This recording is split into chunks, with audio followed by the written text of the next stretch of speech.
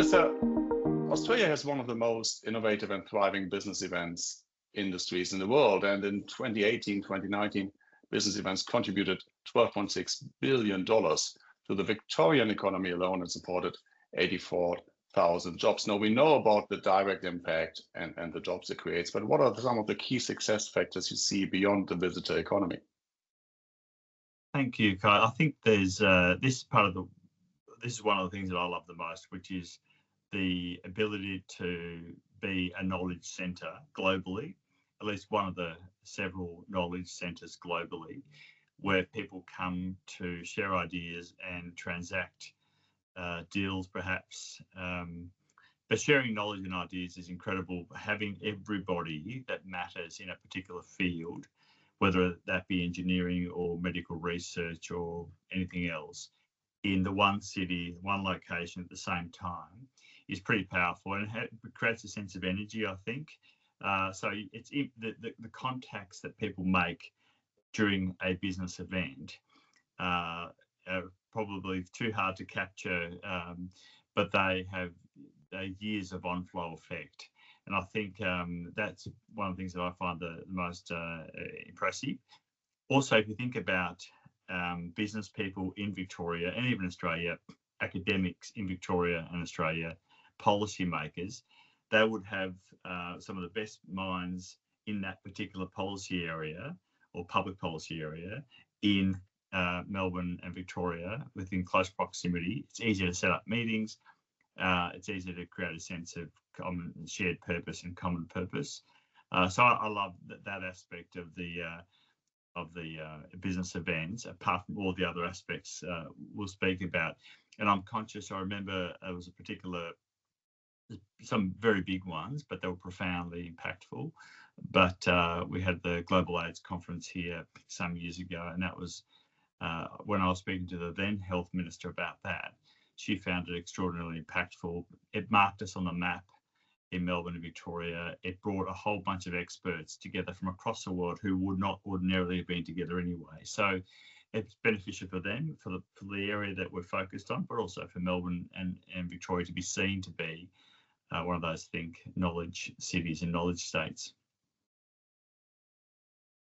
Thanks for hitting all these boxes that we usually use when we advocate for the relevance of the sector with government politicians or with government officials. Let me touch on the role associations play in the dialogue with policymakers. Now, UFI is home to 70, 80 national and international associations representing the exhibitions and events industry. And one of them is the Australian Business Events Association, which you and I will know well, was formed in 2023, essentially bringing together and merging a number of smaller associations that existed in parallel prior. And I did that to essentially have one single voice to talk to government and to drive awareness and to support the development of the business events industry. So being on the other side of that equation, how can we as industry associations work more closely with you guys in government to drive developments and contributions to the state's economy? What's our role to make sure you guys can succeed? Yeah, I think that's a great point, and I think you would have the greater sense of the patterns and the trends globally, I think. So that would be very useful in terms of sharing some of that intellectual property, some of that experience. I think to mirror the combining of a few different organisations into one, which I think is very helpful. We've done something similar. We've got the Melbourne Convention Bureau here, which is the key agency that procures and effectively sometimes even curates business events. And we have the Melbourne Convention Centre, which is the main context or space for these business events. It also does some of its own procurement together with MCB. There's a shared ownership structure there, as well as Visit Victoria. So MCB partly owned by those organisations. So I think for what it matters to me though is when you're a professional and an expert body in business events, you are the trusted source for what is new or innovative or what the next step is in those areas. So that is useful for a government that wants to hold more events to understand and to know. So you could come to us and say, look, there's a real interest in more sustainable events. I think you need to start to lead into that space. Or I think those kind of picking up emerging trends and patterns are probably the most useful, whether it be about content, about what business events are meaningful and are more interested, people are more interested in, or whether it be how we do them. You already touched on an issue that's on my list as well, and that is sustainability. And I mean, you hold a really diverse portfolio. Traditionally, tourism, sports, and major events, which is already big. Also, outdoor recreation, which is even bigger. And then I think you also became the Minister for the Environment. So, wow, you really got it all in your hands now. So, how do you leverage the synergies there? And there are quite a few synergies. I'm really chuffed to have that, because if you're looking at it from the context of the portfolio as opposed to business events, a lot of outdoor recreation, clearly by its very nature, happens on public land. Some happens on private land, but predominantly on public land through parks and a whole range of other land opportunities. Also, environment is that same public land, and the ability to be able to protect it for future generations, but people to enjoy it. And tourism happens on public land. So whether it be nature-based tourism, whether it be First Peoples-led, Aboriginal-led tourism, whether it be, we've got a tourism strategy effectively called Experience Victoria 2033. And it has 5 key pillars. 3 of those pillars relate to land. In fact, you could probably argue all 5 do. You've got art and culture, food and drink, First Nations-led, nature-based, and wellness. So I think there's a real synergy there. And in fact, we're right now in conversations about how to bring that to a seamless kind of one effectively pivot to the Victorian community and to the world, because people don't care about portfolios in the real world. They care about the opportunity, and that's what we're trying to focus on. But when you've moved that to business events, how incredible. We could create a business event, an annual one perhaps, effectively based on a big element of this, which would be nature-based tourism or adventure-based tourism, or because it's all based on land. We can do many, many good things, but I think tourism is probably the big vehicle for why business events belongs in the portfolio that I represent, because it does create economic wealth and opportunities. All the other things we talked about, knowledge, absolutely, but it creates economic wealth because people come here, they spend in the local economy, they then discover beyond the formal business event, they go into regional areas, and I'll talk about why Victoria is so compelling about that, and they go home and tell 10 people. So hopefully it creates the interest for the next group of visitors. So they have that ambassador effect for your destination. So yes. Collaboration is key, I hear. Joining the dots is key, and from the business event side, what we then bring to the sustainability conversation are initiatives like the Net Zero Carbon Events initiative. More than 700 organizations from the event sector around the world, more than 70 countries having signed up to fulfill the aims of the Paris Climate Accord and break that down into action items for the events and business events industry. So do I understand you right that you have your targets, how to move alongside that, and then if industry comes with a target, then we can then align and push forward jointly? That's right. And I think that's an interesting one, because that's one that the business events community or the industry can make a meaningful impact on because of its nature of knowledge sharing. And it is something that requires so much knowledge sharing because we have ambitious targets. And frankly, they're ambitious for a reason, because the scale of the challenge is so big. But by the nature of them being ambitious, they're also difficult to achieve. So we have to share information and knowledge. But the other reason it matters, I think, is because It excites people when you brand a business event. I think it creates a bit of momentum and energy. So we, as a state of Victoria, we had a target up until a couple of years ago for net zero by 2050. We've brought that forward to 2045. Again, when we set the 2050 target, it was perhaps close to 9 years ago. When we revised it 5 years sort of forward, was a couple of years ago. So this space develops very quickly. But I think the opportunities there for the business events industry are huge because it brings different people together. Industry can be quite siloed. And the business events have an opportunity to bring different parts of industry and government together under the same problem or question. How do we achieve our targets? And that's what I love about the opportunity. We have the Melbourne Convention Centre itself, which is often the context for a lot of our business events, has a particular strategy in relation to sustainability. All Australian jurisdictions, so all states in Australia and the Commonwealth Government adopted just literally a couple of months ago National Sustainable Tourism framework, effectively to try and incentivise people, businesses and other participants in the tourism sector, including the business event sector, to adopt sustainable principles and think of new innovative ways. So I'm not sure if I've answered your question, Kai, but I think I think you did. You already, in a way, I did my homework, right? I watched your inaugural speech from 2015, and I think you were just echoing some of the themes there. But back then you spoke about experience-based human capital and access to financial capital to drive innovation and entrepreneurial success. What you're now describing is to turn that again around and say, here's the input an industry has on a journey towards sustainability, and actually benefit from that experience-based human capital as you evolve your policies going forward. So that's great.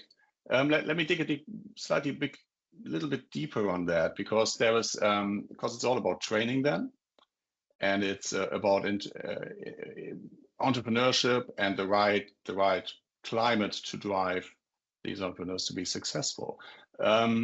A large majority of our industry are small to medium-sized enterprises. The largest player in the exhibition space, Informa, has a global market share of 6 to 8%, depending on how you calculate that. So we are a really, really diverse bunch of folks doing things all around the world. So, and most of the people say they fell into the business events industry and didn't choose it as a career model. I always say that's our industry's secret superpower, that people with all different kinds of skills find a role which makes us as agile as we are. But ultimately, it comes back to the awareness of the sector. It comes back to supporting training and skills development, innovation and entrepreneurship.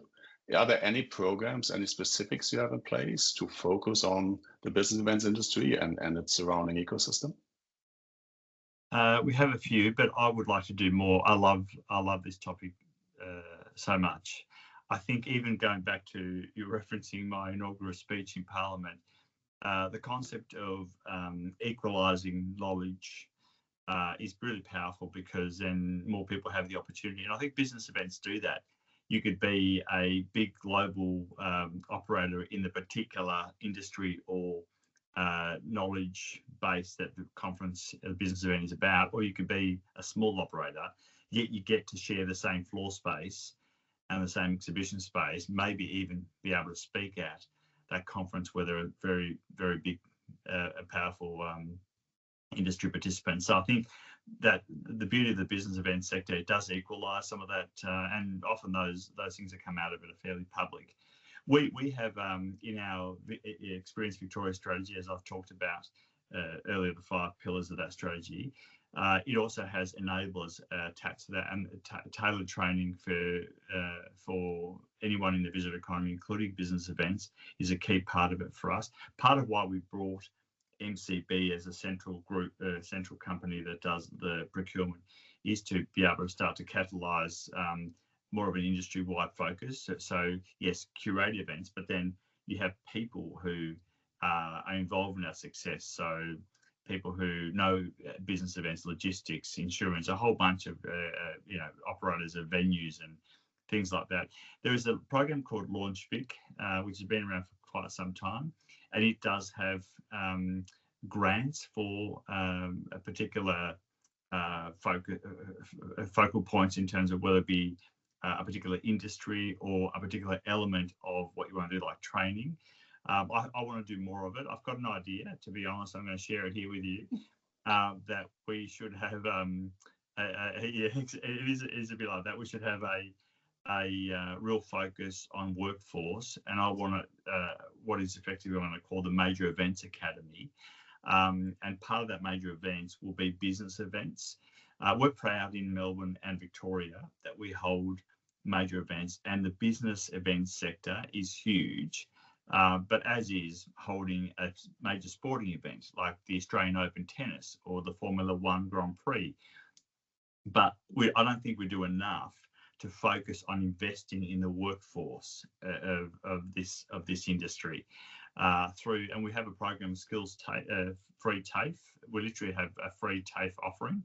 I think off memory about 100 courses. So the government funds your training for different courses, because we understand it's important. So the short answer to your question, there are some programs, Launch Fix, Free TAFE, and there's some sort of employers like MCB, Visit Victoria, Melbourne Convention Centre, that provide training on the job. I'd like to have a bigger focus. I want this industry to grow because it is so impactful economically, but also knowledge sharing. And like you said, I didn't realise the statistics, but it makes it even more profound that we get involved. If the biggest participant in the industry has a market share of around 6 or 8%, it's harder then to create the kind of depth of it as an employer to train, to really have a huge focus on training. That's why we need to come together and government need to participate. So watch out for Melbourne and Victoria establishing one of the first industry training groups for this. That sounds like a topic for a session next February when we come to Melbourne with our Asia Pacific conference and the status report or progress update. Because in closing, I can't let you go without asking you as a local Melburnian. Does one say Melburnian? I'm not sure. I'm just saying Melburnian. Someone living in Melbourne. No, I know when I go somewhere, I always go running. So when I was in Melbourne, I just ran up the Yarra into the beautiful parklands that follow up, and I'm happy, and then I'm happy. But so we'll come to town. We'll bring a few hundred friends from Asia Pacific and beyond to Melbourne for the Asia Pacific conference. Where do they really have to go when we give them free time? I'll start with the running. I reckon running around the Tan, we call it, short for the Botanical. The Botanical Gardens has I think just over 5 kilometres. So, but I think can I just say, Kai, that it's interesting that we announced our brand framework for Victoria called Every Bit Different. And part of why we came up with that, or the team came up with that, is because I could describe Victoria to you just as effectively as a food and drink capital, where you'll get some of the best produce, because they are literally the food bowl of the country is Victoria because of the cooler climate, but also some of the best restaurants are right here. In fact, most of the best restaurants are right here, and the bars, little laneway bars, and where you have to go downstairs or upstairs or behind walls to get to the best bar, doors that look like they're closed and you push and there's an incredible bar that unfolds. There's one, I've got to tell you about this one. There's one that I took a couple of very special guests to that I wanted them to remember Melbourne. It's in Flinders Lane. You walk in as a bar, but then there's a closet.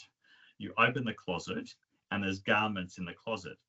You stand a bit forward towards the garments, and the garments automatically just pull aside, and you walk downstairs and there's another bar. This is, I could describe Victoria and Melbourne that way, but I could also describe it as in some of the best rock climbing in the world right here in the Grampians. Some of the best waterfalls, some of the most precious Aboriginal rock art, which is 3,500 years old or more. I could describe it to you in the best sporting events, from the ones I've mentioned earlier, right through to opportunities for spas. There's so many natural mineral spas because of the geography. And then you've got Broadway shows. We're often the first in Australia to get those big Broadway shows that come from either New York or or London. So, but the issue with that is I've given you so much. That's why we say every bit different. So what I'd suggest to you, I'd suggest the following. Go for a run around the town when you get to Melbourne, then walk down De Grey Street, Little Collins Street, any of the little laneways in Melbourne, grab a coffee, sit down, and then think about all the things I've said that you could do. And it sounds Best like I have coffee. to stay the weekend after. It's great. Thanks so much. That's super insightful. Any final words, any issues you wish to touch on addressing the global UFI community of exhibition industry folks around the world? Yeah, I just want to say we have a real focus. I'm the relevant minister in the government. We have a real focus with this industry. It creates wealth, it creates knowledge, and it is so powerful. And we want to really do more in this industry. And we'll be ready to support. Minister Dimopoulos, thank you so much for your time. And I think you guys get a good day at mornings and evenings, right? So good day to you. Good day. Thanks, Kai. Thank you.